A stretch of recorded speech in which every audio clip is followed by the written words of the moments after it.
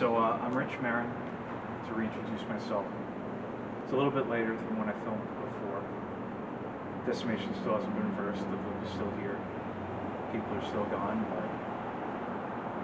if you've ever seen an episode of The X-Files, you know that one of the best places to find out about secret information people are at risk is a parking garage. That's where I am.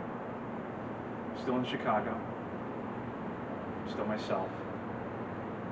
And I'm trying to document as much as is possible to set things right. Now, the blip occurred July 15th, 2019. At the start of the year, my younger self, from the time where it was dropped off in Los Angeles and tried to make a life with help, wanted or not, by the CIA, which put me around people who I wouldn't have known otherwise if I had not been a time traveler. Now, I didn't really want that period of my life because it didn't really feel like the period of my life. And I can't imagine that it didn't have something to do with the blip. Or my recollection starting of all of what I'd learned about the plans that the Nazis had put together to make something like that happen. Not just the Nazis, obviously, writers who thought it was a good comic book adaptation, but they're not the ones who came up with the coronavirus. That was the Reich, the Nazis. In a lot of ways, the Marvel stuff was an expose of things that were happening before they happened, or as they happened. But it was all a little bit disjointed because the way the movie projects work out, they air in order, but not quite. There's a bit of time travel back to the 90s, before Endgame, and there was a lot of real-world consequences to half the planet disappearing into dust. A lot of deaths covered up, a lot of disappearances. Some people don't think that they actually even left, and they're still out there in the world.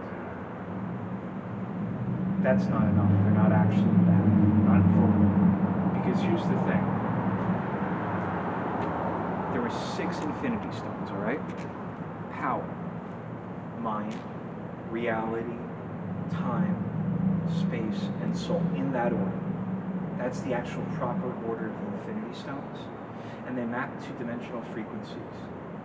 The delta wave range, the theta wave range, alpha, beta, gamma, and then sigma is really the hyper gamma range.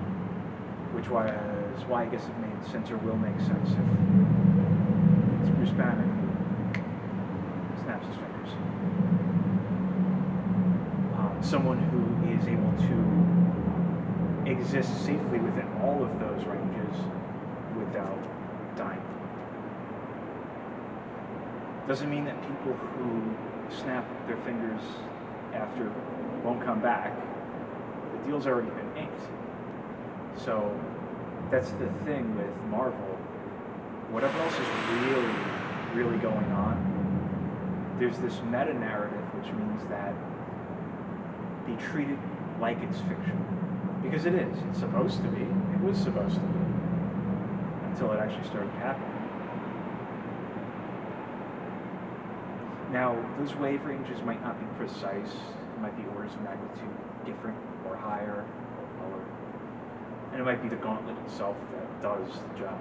Because let's remember, Petrie, when he forged the Infinity Gauntlet, it was at the same forge where Mjolnir and Stormbreaker were forged. Stormbreaker later being forged. And the heart of the sun projecting into a metallic alloy does quite a bit in terms of communicating information and instilling some level of consciousness. Because as you see in Thor: Love and Thunder, Mjolnir's alive, at least a little bit, maybe a lot. So the Infinity Gauntlet probably is too. Either way, we know what happens. We know Bruce Banner gets the nano gauntlet, snaps his fingers, and then birds start chirping. But making that happen for real here, or at least making the effects of it happen for real here, that's the problem.